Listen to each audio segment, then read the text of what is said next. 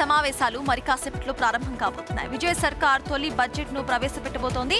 Udhayanidhi అరెస్టుపై DMK సభలో నిరసనను వ్యక్తం చేయబోతోంది.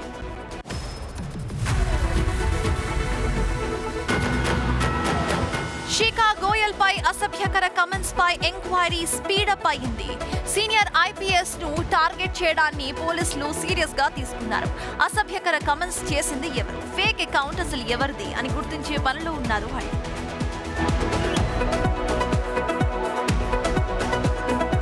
టెక్నాలజీ అండ్ ఇన్నోవేషన్ రంగంలో హైదరాబాద్ మరోసారి తన సత్తా చాటింది. నగరంలో ఏఐ, మెషిన్ లెర్నింగ్ హైరింగ్ ఏకంగా 33% మేర పెరిగిపోయింది.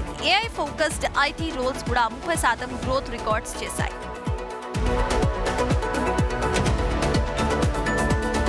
మరి కాసేపట్లో ఏపీలో టెట్ పరీక్షలు స్టార్ట్ కాబోతున్నాయి. 2 సెషన్స్ లో ఈ ఎగ్జామ్స్ జరుగుతాయి. రాష్ట్ర వ్యాప్తంగా 103 సెంటర్స్ లో 2,14,000 మంది పరీక్షలు రాయబోతున్నారు.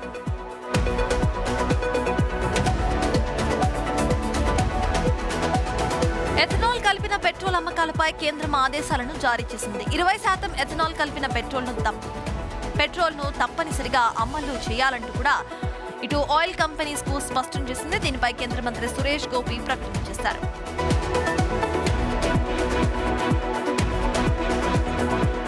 ఇవాళ సీజేపీ ఫౌండర్ అభిజిత్ నివాసంలో కీలక సమావేశం జరగబోతోంది. కాక్రోచ్ జనతా పార్టీ భవిష్యత్తు కార్యాచరణపై చర్చిస్తారు. 2 రోజుల పాటు చర్చలు జరుగుతాయి.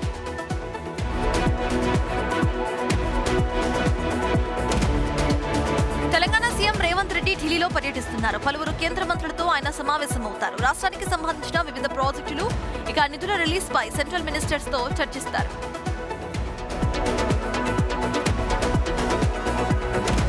మెగా గ్లోబల్ బృందానికి కేంద్రం సమ్మన్లను జారీ చేసింది. ఇవాళ రేపు విచారణకు రావాలని ఆదేశించింది. మోదీ పోస్ట్ తొలగింపుపై ఆగ్రహాన్ని వ్యక్తం చేసింది. కంటెంట్ మోడరేషన్ పై విచారణను కోరింది.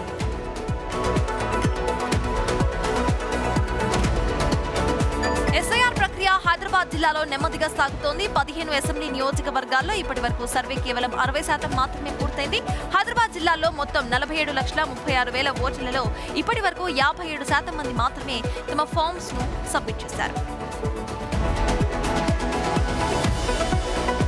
కృష్ణా ప్రాజెక్టులకు వరద పోటెత్తుతోంది. శ్రీశైలం ప్రాజెక్టు వేగంగా నిండుతోంది. జూరాల ప్రాజెక్టులో ప్రవాహం పెరుగుతోంది. ఓవరాల్ గా రాష్ట్రంలో ప్రాజెక్టుల నీటి నిల్వ 106 టీఎంసీలకు పెరిగింది.